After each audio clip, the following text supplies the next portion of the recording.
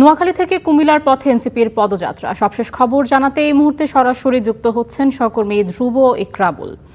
ধ্রুব, নির্বাচনী পদযাত্রায় এনসিপি নেতারা কি বলছেন এবং সবশেষ চিত্র সেখানে কি দেখছেন জানাবেন। বর্তমানে রয়েছে নোয়াখালীর সেনবাগ উপজেলায়।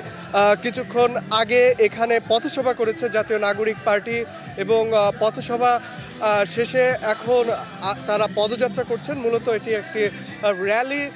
আপনারা দেখতে পাচ্ছেন যে এই গাড়িতে করে মূলত হ্যাঁ ভোটের পক্ষে প্রচারণা চালানো হচ্ছে। জাতীয় নাগরিক পার্টি এই কাজটি এই নির্বাচনী প্রচারণা শুরু হওয়ার আগে থেকে করে আসছেন। তো সেই জায়গা থেকে আমরা দেখছি এই গাড়িতে রয়েছেন এনসিপি মুখপাত্র এবং এবারের নির্বাচন পরিচালনা কমিটির প্রধান আসিফ মাহমুদ সজীব ভুইয়া। তিনি নিজেই হাত নেড়ে আশপাশের মানুষকে উদ্বুদ্ধ করছেন সবাই যেন এবার গণভোটে হ্যাঁকে জয়যুক্ত করে। তিনি কিছুক্ষণ আগে একটি অভিযোগ করেছেন পথসভায় যে হ্যাঁর পক্ষে আসলে একটি রাজনৈতিক দল সরব হচ্ছেন না, তারা মুখে সংস্কারের কথা বলেও গোপনে না ভোটের পক্ষে অবস্থান নিয়েছে, এমনটি তিনি অভিযোগ করেছেন। তো সেই জায়গা থেকে এই যে আমরা যে কভার্ড ভ্যানটি দেখতে পাচ্ছি এখানে লেখা আছে নতুন চোখে বাংলাদেশ এবং গণভোটে হ্যাঁর পক্ষে এই জায়গায় বিশেষ প্রাধান্য দেওয়া হচ্ছে। এবং এই কাভার্ড ভ্যানটিতে আমরা দেখেছি যে জুলাইয়ের অন্যতম আন্দোলনকারী এবং সম্প্রতি আততায়ীর গুলিতে নিহত শরীফ ওসমান হাদি, ভারতের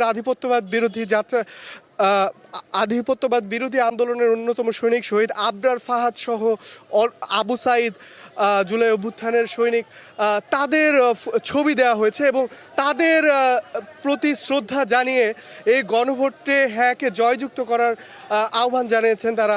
এবং এখানে হাত নেড়ে এনসিপির নেতারা কিন্তু সবাইকে শাপলাকলির পক্ষ থেকে এবং 11 দলীয় জোটের পক্ষ থেকে তারা তাদের শুভেচ্ছা জানাচ্ছেন এবং নতুন বাংলাদেশ গড়তে এবং সংস্কারের পক্ষে অবস্থান নিতে, দুর্নীতিমুক্ত বাংলাদেশ লক্ষ্যে সকলে যেন গণভোটে হ্যাঁ এবং শাপলাকলি সহ 11 দলীয় জোটে যে সকল মার্কা রয়েছে সেসব মার্কাকে জয়যুক্ত করেন। এবং আসিফ মাহমুদ যেমনটি বলেছেন এবার যদি একটি সুষ্ঠু নির্বাচন হয় তিনি প্রত্যাশা করছেন যে সকলেই 11 দলীয় জোটকে ঐক্যবদ্ধ বাংলাদেশ গড়ার লক্ষ্যে জয়যুক্ত করে আনবেন। তো এখন যে পদযাত্রা যেটি রয়েছে এনসিপির, এটি 12 দিন ব্যাপী একটি পদযাত্রা, 22টি জেলায় যাবে এনসিপির। এর মধ্যে আমরা 3টি জেলায় দেখেছি এবং পরবর্তী গন্তব্য কুমিল্লা টাউন হল মাঠে জনসভা হওয়ার কথা রয়েছে আজকের সন্ধ্যার দিকে। আমরা আবারও সেখান থেকে আপনাদেরকে যুক্ত করব, দেখব আসলে এনসিপির নেতারা আসলে কি প্রতিশ্রুতি দেন সামনে আসন্ন নির্বাচন এবং গণভোট নিয়ে।